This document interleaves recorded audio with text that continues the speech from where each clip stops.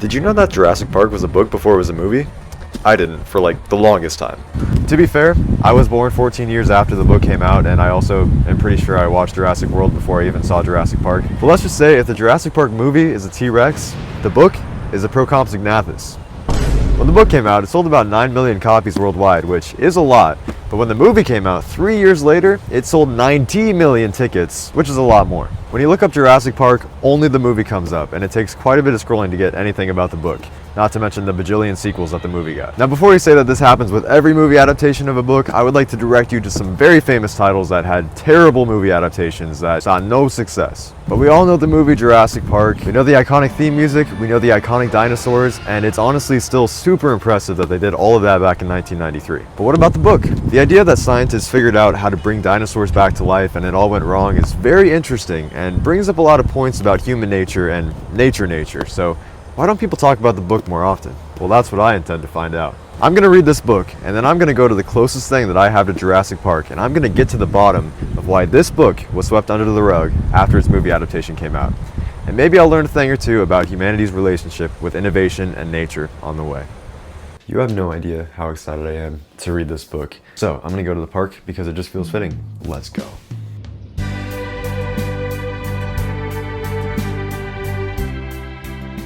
Okay, I read about 70 pages so far. I had to get out of the park because this guy was mowing circles around me. I don't know if you could tell in the time lapse, but I had to run. So anyway, fire opening. It starts like an episode of Scooby-Doo. We get all these like little stories, little traces of strange lizards. There's an absolute brutal death right off the bat too. And then it name drops like 20 different scientists and how they're all talking to each other and trying to figure something out, but they're always leaving out important information on accident. There's so many little parts where it's like a slightly unethical thing that somebody would actually do to like protect themselves or their reputation, and then it spirals into this whole mess of some very important thing not being discovered. It's so cool. There's also like a little foreword where he's talking about how the world has kind of been falling apart because bioengineering technology is now the new big thing and people are not putting enough ethics into it and it is not being regulated by the government. It actually reminds me a lot of AI right now, which is crazy. This is written in 1990 and it's got very familiar themes. Anyway, I'm loving it so far. There's so much science jargon and the scientific method. Like, you have a lot of scientists around making really cool discoveries and doing really cool stuff, but then you have the evil rich guys, especially the eccentric rich guy, John Hammond. He's been just a little bit introduced at this point, but you can already tell that he cares obviously a lot more about himself than, you know, the entire world. I don't remember him being evil in the movie. We're getting a lot of characterization so far. We've met Alan Grant, the paleontologist. He is such a character. Like, he hates academics and he always just wants to be out in the field. He likes the grittiness of it. He likes to just hang out in the heat and the dirt.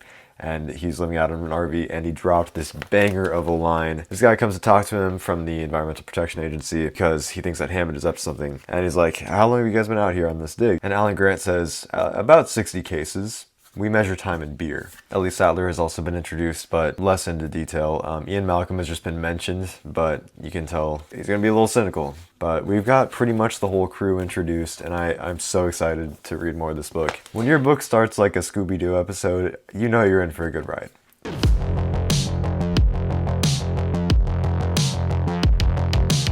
After getting through the rest of the book, I headed to my very own Jurassic Park, which came in the form of an indoor putt-putt place, to talk about the rest of this book and see if the place was safe.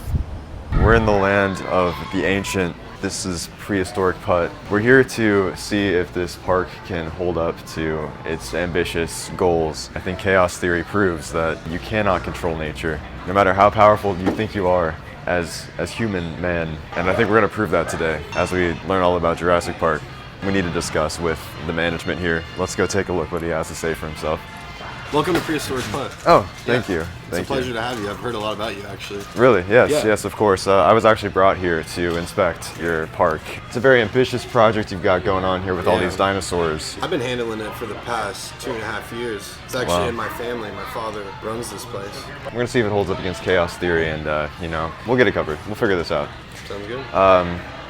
So could we get 2 golf balls?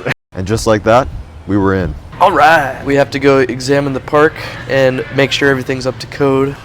We meet our real characters, you know, the ones from the movie. And I feel like they have a lot more characterization in the book than in the movie, and I appreciate that, although I haven't seen the movie in years. I really like the mathematician, of course, Ian Malcolm, also known as Jeff Goldblum. He's talking about this chaos theory thing, where linear approximations don't actually make sense in the real world, and it's more appropriate to see the world as just this chaotic thing that some patterns emerge, but they're scary patterns. Chaos just ensues, and he has this theory and he applies it to the park, and he's like, you cannot control nature. It is inherently chaotic. You cannot apply a linear model. You cannot control it. You can see it happening all around us. The dinosaurs are not even close to in their cages. They are running rampant. Look at these people. They're running for their lives. They're screaming for help. They don't know what to do. Life is chaos. John Hammond is this crazy billionaire in this book, right? In the movie, I don't think he's like an evil guy, but here, man, he's messed up. He does not care about anything. He brings his grandchildren to this untested island of dinosaurs. Also, we know that there's a mysterious guy that is going to steal something from the park. We don't know who it is, but we know that somebody is doing something nefarious, and it might lead to catastrophe. So you know how the power goes out. Well, actually, the evil guy kind of turns off the power on purpose so he can get security access to all the doors in the park and steal the embryos. Of course, this causes further problems. The electric fences are no longer electrified, and now all the animals can get out. And the visitors, paleontologists, mathematicians, the kids, they're stuck on the ride in the middle of the park. And guess what's waiting for them right next to them? T-Rex. The funniest thing is that they're talking about like a lot of data, and they're like, we had to use 10 gigabytes of data. Bro, when I make a Minecraft video, that's 70 gigabytes. This is 1990, and the kid discovers a touchscreen, and he's like, I've never seen one of these before. Welcome to the modern age. I actually don't, what the? Funny enough, that's what actually kills John Hammond in the book. Kids pressing a button that plays a dinosaur roar, and he's like, whoa, there's a dinosaur. But there wasn't a dinosaur, and he just falls down a hill, breaks his leg, and then all the little dinosaurs come eat him. And isn't that poetic? That's horrifying. Yeah, it's a really gory book. And, like, everybody dies. And like that does not happen in the movie. Spoiler alert, sorry. The book is very interesting. I like that at the end he has a little disclaimer of sorts where he's like, these are the scientists I learned from. Any inaccuracies, that's on me. I think he himself was a scientist, Michael Crichton, of some sort. But the take that Ian Malcolm has on science in the book, he's very pessimistic, but he's kind of a pessimist about everything. There's a whole chapter dedicated to him talking to Hammond and being like, we are not going to destroy the planet. And Hammond's like, what about all the people saying that the environment is being destroyed by, fossil fuels and whatnot? This is 1990, mind you. And he's just like, that's not the planet we're destroying. That's a suitable planet for us that we're destroying. We aren't going to wipe the planet out. We're going to wipe ourselves out.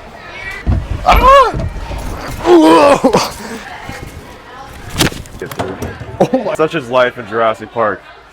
It's those the little things that just explode into unexpected consequences. Much like the park, I feel like the book kind of gets worse as it goes. The beginning is really good. You learn about chaos theory, you learn about the science, you learn about the characters. You see things start to go wrong, it's very slow and gradual, it's great paced. And then by the end, it's just like chaos everywhere. People are getting thrown around by dinosaurs, but then like they kind of survive somehow. But then they also really don't. They just like die. And I think the behavior of the dinosaurs is interesting. It seems to change a little bit. They're very mysterious creatures. So there's a scene where Alan Grant is getting absolutely sniffed by one of these guys, hadrosaurs. So there's like a stampede. It's actually very dangerous because this isn't even as big as they are. They're 13 feet. The most annoying character in these books is the little girl. She is so inconsistent. Sometimes she's like really locked in. She's like, there's a dinosaur here, I can sense it. And everyone's like, no, there's not, but then there is. And other times she's like clearing her throat when there's a T-Rex right on the bank of the river, and she's like, oh, sorry. Are you or are you not the one that's careful around the dinosaurs? Alan Grant in the book says that he likes kids just because they're the only people in the world that appreciate dinosaurs enough and how cool they are. But is it true appreciation of dinosaurs to drag them back into the world millions of years after they went extinct? Sometimes animals are meant to go extinct no matter how beautiful or cool they were. You gotta learn to be okay with that. Ian Malcolm, he's in the lodge trying to get treated for his injuries because a T-Rex bit his leg. I like his ideas about science, but he's like, science is bad for the world. We're doing what we can do and not what we should do. I think that's very interesting because a lot of scientists, if they were just given billions of dollars, they probably would do something like this just to prove that they could do it. I'm more optimistic about science than Game Malcolm. Book is very gory compared to the movie. Dennis Nedry, he almost got off the island with the embryos, but he got murdered by the Dilophosaurus. I'll be the first to say, the end of the book is a little bit all over the place, you know? There's a lot of stuff going on, but it's still very enjoyable. I think that the first half of the book, 100%, 5 stars. Second half, more of like a 3-star. So overall, I'm gonna give this book 4 stars. I love what it has to say about progress and innovation and whether it's necessary, whether it's important, whether it's needed, and, you know, greed and money. The original plan was for there just to be one book, Jurassic Park, and leave it there, leave it open-ended. All the dinosaurs are still on the island, but they're trying to like blow it up a little bit because they don't want them to get to the mainland, right? But unfortunately, the movie world thought it'd be wise to make like 17 movies. And that's why we have the monstrosity of a franchise that we have today. You guys aren't gonna believe me, but I genuinely just hit the 318. It's true. It's actually true. It's true. Quite similar to dinosaurs, actually. You know, we never saw them, but we know it's like a really amazing thing. And you may have not seen this, but it was a really amazing thing. Congratulations. Thank you.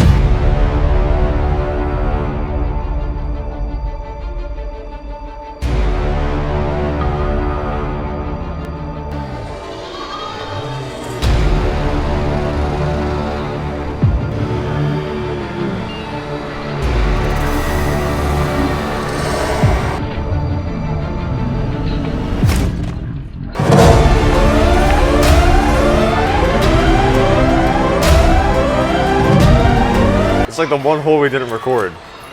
They genuinely set off the alarm for me. An alarm went off, a siren went off. Yeah, like literally ask anybody. Ask anyone. Ask anybody here. Let's just go. I got so excited about winning those 18 holes that I didn't even stop to think about the ethics of the park. And that shows you a lot about human nature. After Putt, I went home and I rewatched the movie, and it was not quite what I remembered.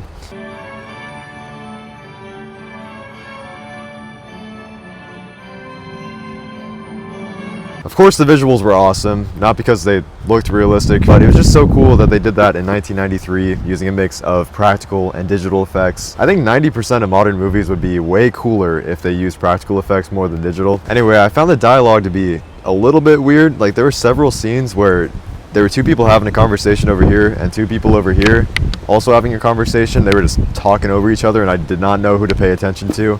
And the dialogue that I did pay attention to sounded a little bit choppy and unnatural. Also, the characters were a lot less fleshed out, but that's kind of just a movie thing. This book took like 5 hours to read, so they have a lot more time to really expand on the characters. While we're talking about characters though, there were quite a few differences. The biggest ones were John Hammond and Alan Grant. In the movie, John Hammond is not evil at all, which I think kind of defeats the whole purpose of the message of the book. Here's a man that carelessly pursued this new branch of science without thinking of the larger implications on the planet or all people in general, and he gets to be painted as this nice old man who had a dream that went slightly wrong. No, we need to learn that science should be this careful and intentional process that helps people, not businesses. Having John Hammond be this likable guy kind of defeats that whole purpose. Also, he doesn't get to die in the movie, and that also makes me upset because his death at his own creation is like the best part of this book. It's so satisfying. What changed about Alan Grant is that his biggest personality trait in the movie is that he hates kids, and that's like his thing to overcome throughout the movie. And I actually mentioned this earlier, but in the book he likes kids from the get-go because they are the only people in the world that appreciate dinosaurs as much as he does. In fact, he hits it off with Tim, one of Hammond's grandchildren, right away because Tim is such a dinosaur nerd. And speaking of Tim, they nerfed him so hard in this movie. Tim knows like barely anything that he did about dinosaurs in the book. Like he drops a few dinosaur names, but like what kid can't do that, right? In the book, Tim gets thrown into the trees in a vehicle by the Tyrannosaurus Rex, and he has to figure out how to get himself out of there. He's knocked unconscious, he wakes up, he's bleeding, he's like, okay, I gotta figure this out. He climbs down a tree with a car crashing down over him. In the movie, he just gets help from Alan Grant doing all that. He never has to do anything on his own.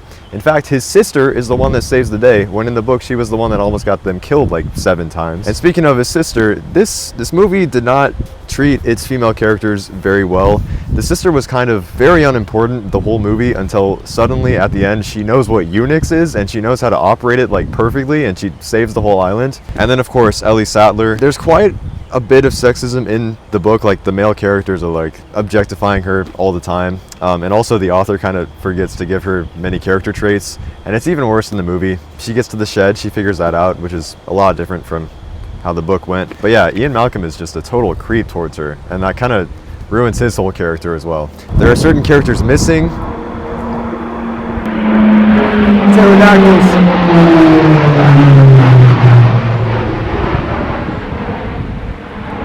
That's just like at the end of the book when they bombed the island. Also in the movie, why does Ellie Sattler have a relationship with Alan Grant? That did not need to happen. I loved that there was no romance. It's just a book about scientists doing science stuff. The other thing that was missing that I really missed was, you know how I said this book kind of started like an episode of Scooby-Doo? There was none of that risk of dinosaurs getting to the mainland here. There's a whole part in this book where they're trying to migrate and we need to stop them from getting to the mainland. They get on the boats, it's like a whole thing.